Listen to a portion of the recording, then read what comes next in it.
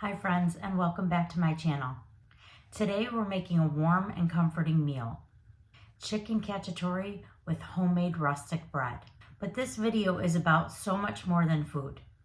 It's about breaking generational patterns of anxiety and emotional dysregulation, learning to create calm, connection, and love in our daily lives. If you've ever struggled with stress, overwhelm, or reacting in ways that you regretted later, you're not alone. I've been there too. But I believe every meal, every moment in the kitchen can be an opportunity to pause, reset, and rewrite old patterns. And today I'm going to teach you a small but powerful technique that's helped me stay calm and present and break free from those old cycles. And before we dive in, I'd really appreciate if you like this content to subscribe, hit the like button, and hit the notification bell so that you'll never miss a video. All right, you ready? Let's go.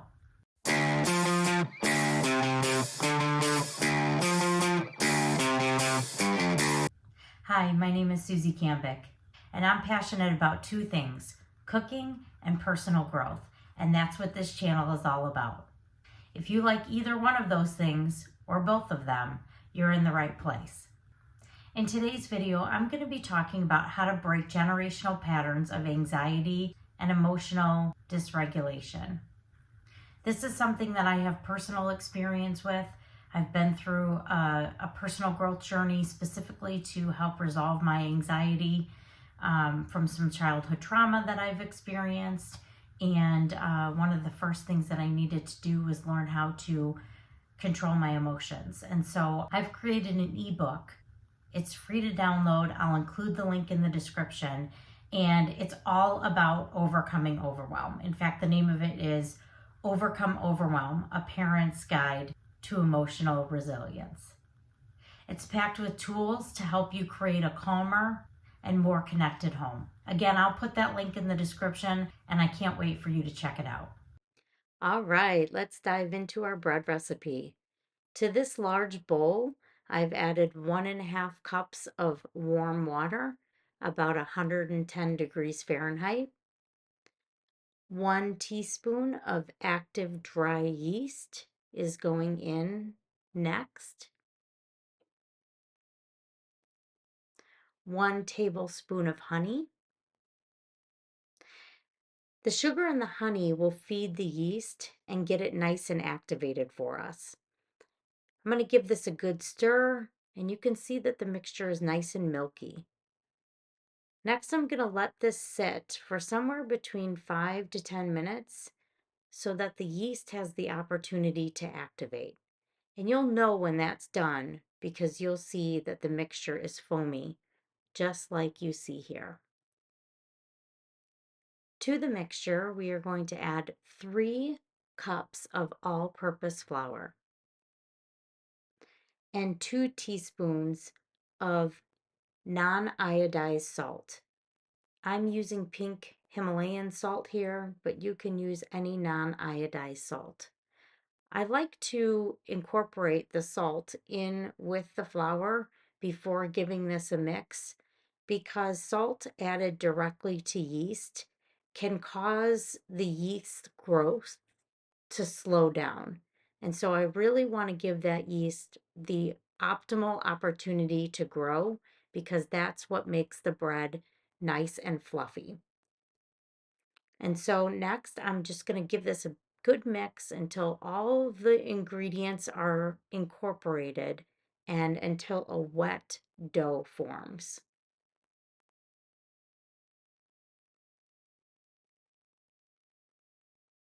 This process will take a couple of minutes if you do it by hand.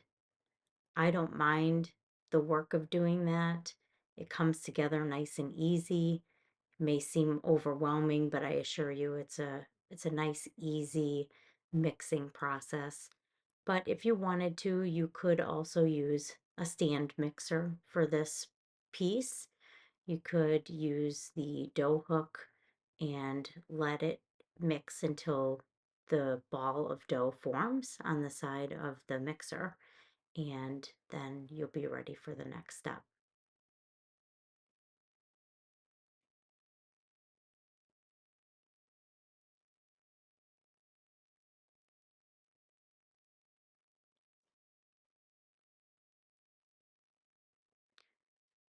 Next, we're going to cover this and let it rise for 30 minutes. This is going to be the first of a few different rises that we're going to do.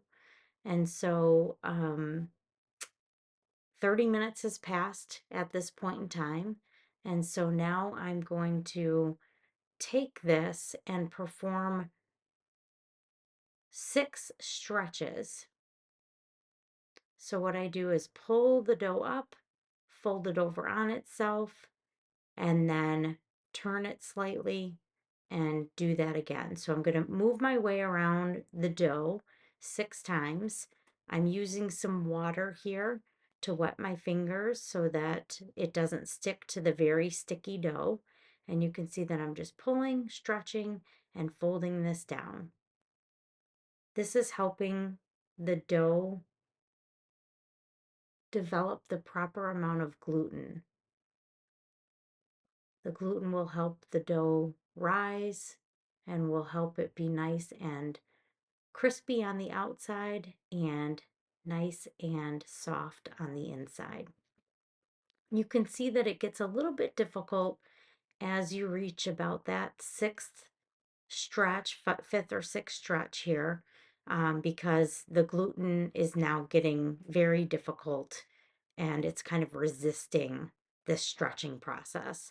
And that's okay. It just means that it's about ready to take a rest again, and so that those gluten molecules can loosen up and relax and allow us to stretch again. Bread needs time to rise, just like we need space to breathe before we react in stressful situations. Have you ever noticed how we're often rushed to respond, to become defensive, to try to fix things and react immediately? That's an old pattern that many of us learned growing up. In my family, anxiety was a constant presence, whether it was about money, school, or just daily life. The stress was constantly there. And I absorbed that energy without even realizing it. And for so long, I thought stress was just part of loving people. If you weren't worrying, were you even trying hard enough? This might not be the best story to tell during a cooking video, but it's about eating, kind of, so bear with me. I remember when I went back to work after my first son was born. I was nursing him, so I needed to pump a few times a day while at work to keep up with his needs. Every time I'd step into this tiny, cold, private bathroom where a horribly loud, rattling fan would kick on automatically the second I flipped the switch. It felt like I had just entered a rocket about to launch. So there I was, sitting on a cold toilet seat, closing my eyes, trying to picture my little guy so my body would cooperate. I wanted to give him everything he needed, because isn't that what a good mother does? But no matter how hard I tried, my body wouldn't produce enough. I pumped 3 times a day when I was at work, but after 2 months, I was barely bringing home 3 ounces, a fraction of what he needed. Was I disappointed? Absolutely. Did I feel like I was failing my child? Without a doubt. Did I want to switch to formula? No, because I had convinced myself that struggle was part of love, that trying harder would fix everything. So I pushed myself harder, carried more stress, and lived in this state of anxiety, believing that if I just worried enough and if I just tried hard enough, things would work out. But here's the truth I wish I had understood then. Stress doesn't feed anyone. Worry doesn't nourish. Anxiety doesn't make us better parents, partners, or friends. It just drains us. And this is where the real shift happened for me. I started to see that just like bread needs time and space to rise, I needed permission to slow down, to breathe, to stop equating my worth with how much I could push through. Love isn't measured by struggle, it's measured by presence, by the way we show up, not just how hard we try. Breaking generational cycles of anxiety doesn't happen overnight. It's a practice. After a few rests and rises, we're going to go back now and shape our dough and get ready for baking. So I've just taken the dough out of the bowl and I'm flattening it here. And I'm going to give it a little bit of a stretch here on my countertop. And then I'm going to fold this up kind of like an envelope. So I'm going to take the top and bring it down about a third, and then take the bottom and bring it up about a third. And then I'm going to fold the sides in, and I'm going to pinch them together in order to make sure that I have a nice secure loaf of bread. I don't want any of that to come apart in the cooking process. I want it to be a nice cohesive ball of dough so that our bread comes out nice and round. And so I am just folding it in on itself here underneath and really working to get that dough sealed together. You can see I'm pinching it a little bit more. You really want to make sure that this is nice and closed up so that it doesn't burst open on you.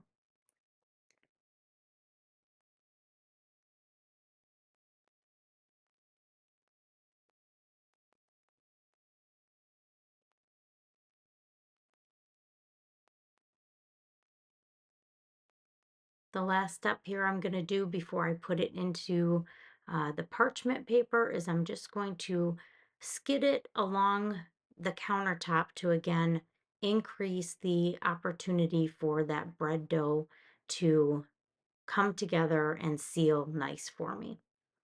And then I'm going to put it into the prepared bowl, and I have a couple of little bubbles on the top, so I'm just puncturing those so that those deflate.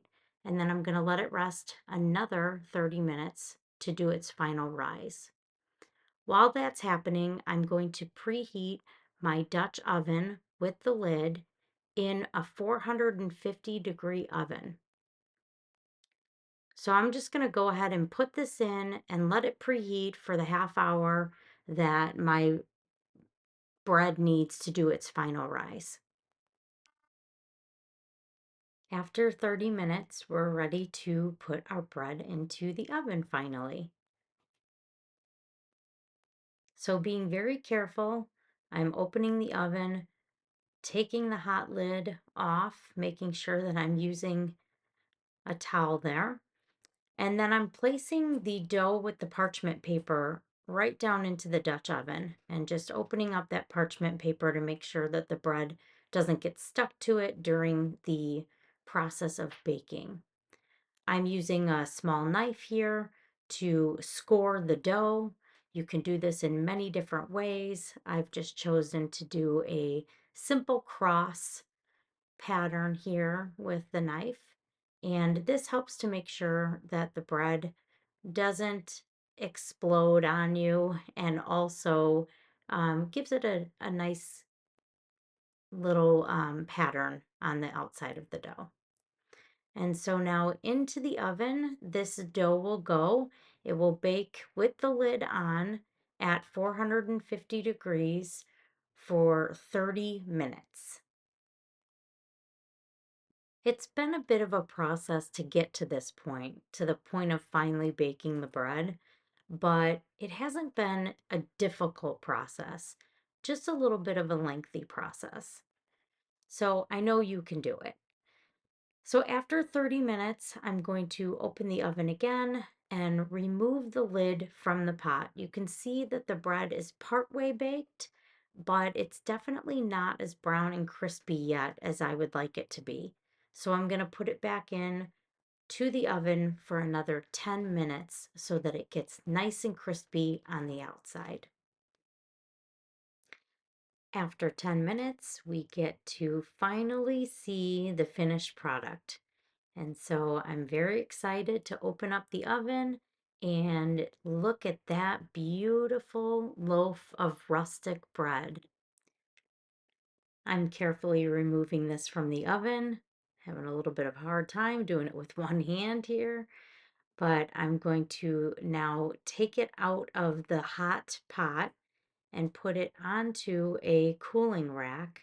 And I'm going to let it cool for at least an hour before I cut into it. I have to refrain from cutting into it too early because it smells delicious and I absolutely want to take a bite. But in order to keep the right structure of the bread, it's wise to let it cool down for at least an hour. And you can see that this is beautiful. It's nice and crusty on the outside and oh so soft and yummy on the inside. Next, we're going to make the chicken cacciatore. And I'm going to start by chopping a bunch of aromatics and vegetables. I have garlic, onions, peppers, carrots, baby bella mushrooms, and kalamata olives. I'm going to mince the garlic, chop the onions, slice the peppers, chop the carrots, and quarter the mushrooms and the olives. One of my favorite parts of cooking is chopping vegetables. There's something so rhythmic and soothing about it. The sound of the knife, the way everything gets neatly organized, and the focus it requires.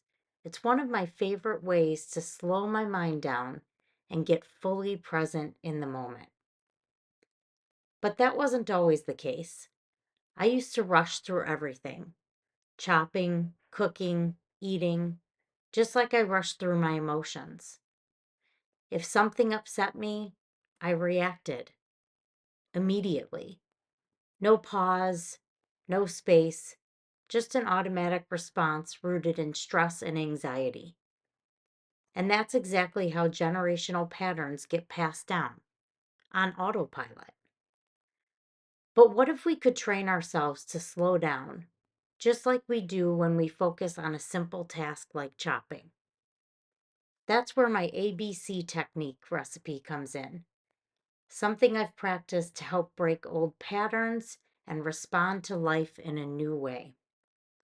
I want to teach it to you so that you can use it anytime you feel anxiety creeping in, whether it's during a tough conversation, a stressful moment with your kids, or even just when life feels like too much. The ABC technique stands for awareness, breathe, and choose. So, ingredient number one, awareness. This is simply noticing when you're feeling anxious or triggered. Like when the water starts boiling over on the stove. You don't ignore it, you see it happening.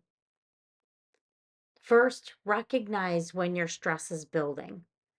Maybe your heart races or your chest tightens up, your breath gets shallow, your palms sweat, or your thoughts start spiraling. That's your body's way of saying something feels unsafe. But the truth is, in most moments, we are safe. Have you ever heard of fight, flight, freeze, or fawn response? We all have a natural response to stress, and if we don't catch it, our defense system will automatically react. Our brain does a good job of telling us we are in danger and that we have to act fast or our lives might be in danger. So we have to be aware that we are being triggered because it's the only way we can break the cycle. You will have a physical reaction in your body. Be aware of this. Find yours. It's a signal that you are entering the stress response. Be aware of your triggers. Ingredient two, breathe. Instead of reacting immediately, take a deep breath. We interrupt that automatic stress response by breathing with intention. Inhale slowly, exhale fully. This signals to your nervous system that you are safe. Breathe in through your nose for 4 seconds. Hold for 4 seconds. Exhale slowly through your mouth for 4 seconds. It sends a signal to your nervous system that says, I am okay. I am safe. You may have to breathe like this several times to move out of the stress response state. Research shows that when we are triggered, our body is flooded with stress hormones. And if those hormones are not fed with negative thoughts, an explosion of anger, passive aggressive comments, within 90 seconds, our nervous system will go back to its normal, unstressed state. And then we move back into logical thinking mode instead of emotional thinking mode. Now we can add in the third ingredient, choose. Choose a new response. Now that you've paused, you get to decide how to respond instead of just reacting. You're no longer on autopilot. You're in control. Once you've calmed your body, you can now choose how you want to respond instead of reacting from old habits. It's like letting the bread rise instead of rushing it. You're giving yourself time to process instead of acting on stress. So really think about it. What do you want? Usually, we want to be seen, heard, and loved. Ask yourself, what response will help me get to my desired result? Am I responding with fear or love? Choose a response wisely. When you choose love, everything shifts. So there you have it, my ABC technique. Awareness, breathe using the 4-4-4 method, and finally choose. Choose a new response. I hope you find this technique very helpful. And please leave me a comment and let me know how you've been able to use it in your life. If you need help implementing this, please consult a coach or a therapist to get you everything that you need to be successful.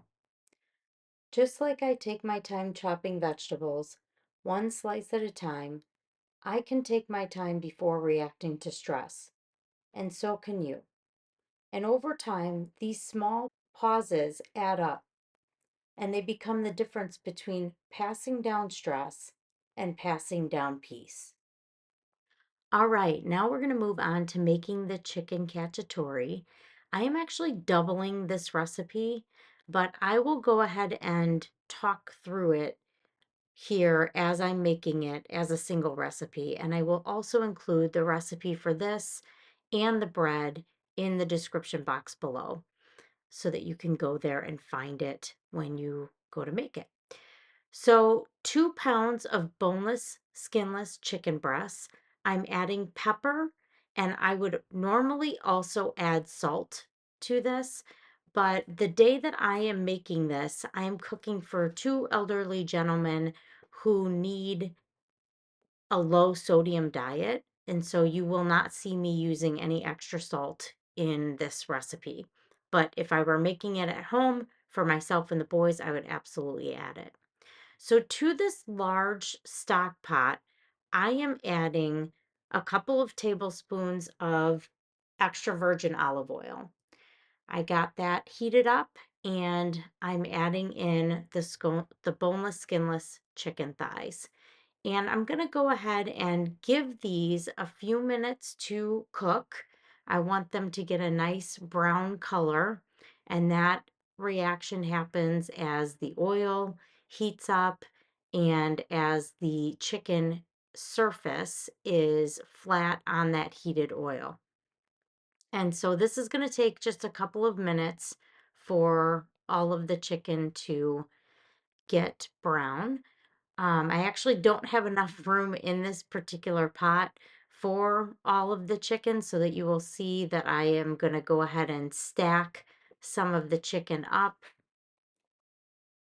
and then I'll move it around as some of the bottom layers get browned. I will move those top layer chickens onto the bottom so that they can get browned as well. So you can see here that I'm starting to turn over the chicken. Some of it's sticking to the bottom of the pot, which if I would have given it a little bit more time, it would have naturally released from the bottom of the pot. I was kind of in a little bit of a hurry to get this going so that it would be in time for dinner. But if I were truly taking my time here, I would let that naturally release from the bottom of the pot, which happens with time. And so you could see there that I have a nice brown spot on this side of the chicken. And despite me kind of turning it a little bit prematurely. And so this is getting nicely browned, which is exactly what I want. The browning on the chicken and the browning on the bottom of the pot here is what's going to give this chicken dish the depth of flavor that we really want. And so you can see here that I'm just incorporating those top pieces in and making sure that everything gets as cooked as possible here. The goal in this particular step is to not cook it all the way through, but to just get a good brown on it. And when I feel like that has happened well enough, again, some of these are not quite as brown as I probably would have let it if I had enough time, but such is life. So I am moving this over to a big bowl, and then from here I am going to start incorporating the other ingredients in the dish. You can see me here scraping a little bit of the stuck chicken from the bottom of the pot, and so that I can get all of that out. I'm adding in 1 medium onion, and I'm going to just go ahead and give that some time to saute so that they become a little bit translucent and soft. After a couple of minutes, these onions are going to start giving off quite a bit of liquid, which will help release some of the chicken and brown bits that are stuck to the bottom of the pot.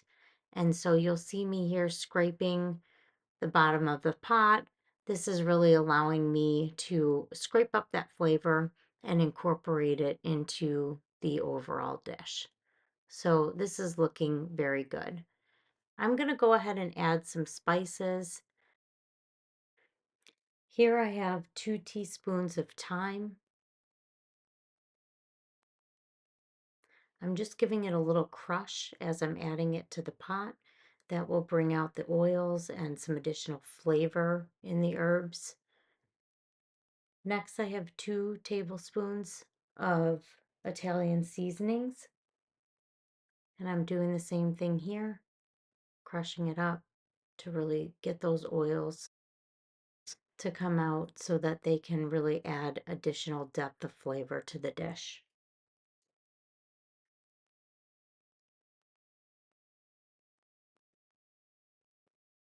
Next, I have 2 teaspoons of parsley.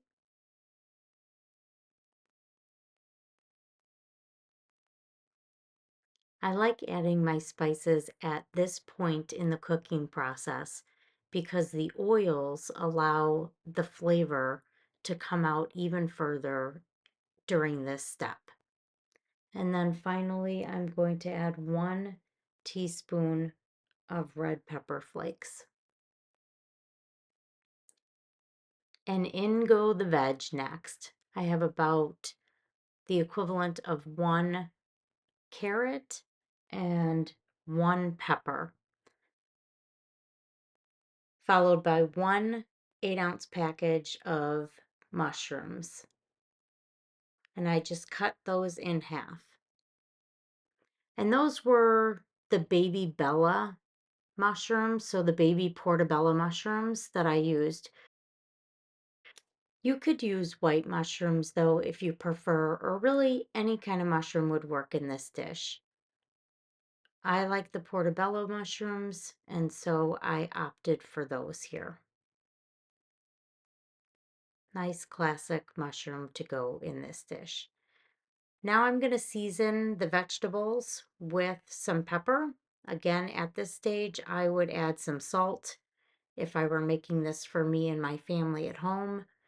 I did eat this and it was delicious, but I added salt to mine after it was done. So just give that a stir and give those a couple minutes to saute so that the mushrooms and the carrots and peppers have an opportunity to get a little bit soft. Next, I'm adding my garlic. A lot of people add garlic earlier in the recipe at the stage where the onions are being cooked, but sometimes I find that garlic gets too brown on me too fast, and so I like to wait until a little bit further along in the dish because I really like the flavor of garlic and I don't like it to get burnt at all. So that was 3 cloves of garlic for this recipe.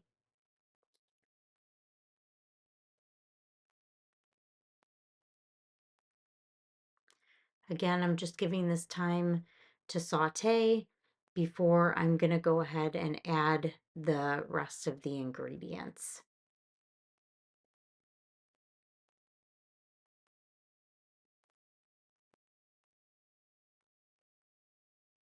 This smells absolutely delicious at this point, and I'm super excited to try this. The recipe calls for 3/4 of a cup of dry white wine or low sodium chicken broth. And so that's what I used here. I used the chicken broth. And you can see that I am once again scraping the bottom of this pot to make sure that if there are any brown bits from the vegetables that I am pulling that flavor up off the bottom of the pot and really using that chicken broth to help with that process.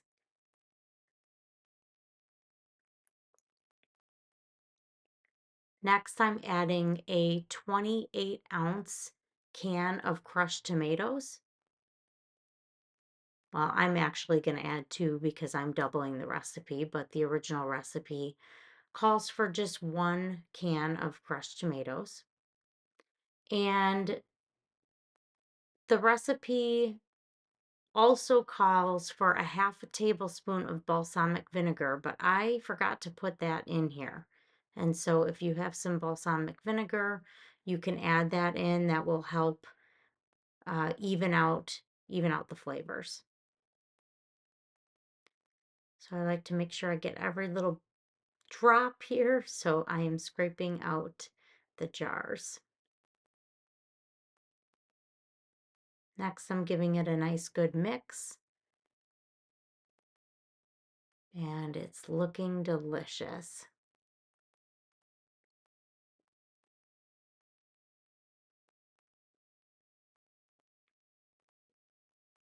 I have those Kalamata olives that I quartered. I'm going to add those in now as well. Those will give off some natural salt as well because they're pretty salty in nature. And now everybody's going back in the boat. So I'm adding all of the chicken that I sauteed earlier and really seared up, I should say, with the nice browning on it. I'm adding all of that back to the pot. And this is going to turn out to be a nice, hearty meal.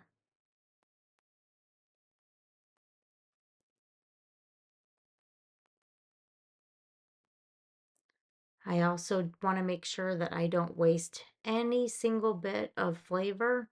And so I am going to add the chicken juice back into the pot as well so that we don't lose any of that great flavor. Into the pot it goes.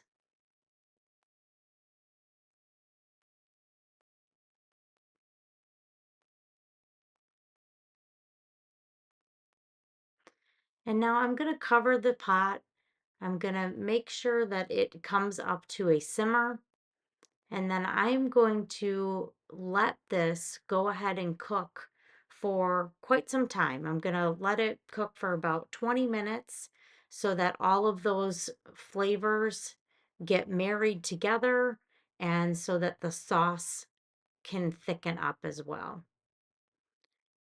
In a pot next to the chicken cacciatore, I'm going to go ahead and get some noodles started. I chose some bucatini, which I had never had before. It's so funny. I didn't realize that that's what I picked up. I just thought it was like a thicker spaghetti noodle, but this actually has a hole in the middle. And so it makes it a little bit challenging to slurp up the pasta while you're eating it because it ends up being just like you're sucking through a straw. So that was super interesting, but it was really delicious nonetheless. I'm happy that I gave it a try, and I was really happy with it on the side of this dish. And so I just put those in their hole, and now you can see me moving them around as the bottom portion of the noodle is getting cooked by the water. It's getting more flexible, so I can push the rest of the noodle into the boiling water so that the full noodle can get cooked. Now back to the bread. Check this out. So it's nice and crispy on the outside, but you can see that it is also soft and springy. And so wait till you see the inside of this. I'm telling you, you guys, there's nothing better than homemade bread. I know it can seem intimidating, but please give it a try. You will not be sorry. It is not as challenging as you would think. Check out those nice bubbles that were created by the gluten and the yeast. And now look at this, it bounces back after you squeeze it. And I'm telling you, it just, the fact that we cooked that in the hot pot gave it a really nice crust on the bottom. So it's nice and crusty and chewy on the bottom and so soft and fluffy on the inside. It's so good. Here I am giving it a try, and it's a thumbs up. After 10 or 12 minutes of the noodles boiling, I can tell that they are nice and done. So I go ahead and drain them and get them ready to plate alongside that nice crusty bread. You guys, this recipe is a winner. Try it today. You will not be disappointed. I promise. This meal is more than just food. It's a reminder that we can slow down and break free from old habits, old patterns that no longer serve us, and create a life that feels safe and nourishing. If this video resonated with you, please give it a thumbs up. And please let me know in the comments, what's one generational pattern that you're working to break? I would love to support you on your journey.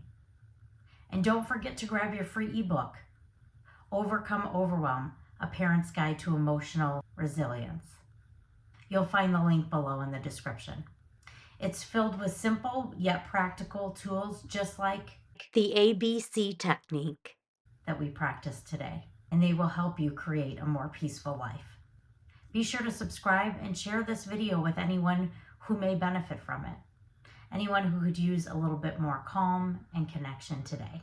With that, thank you for watching, and I'll see you next time. Bye, friends.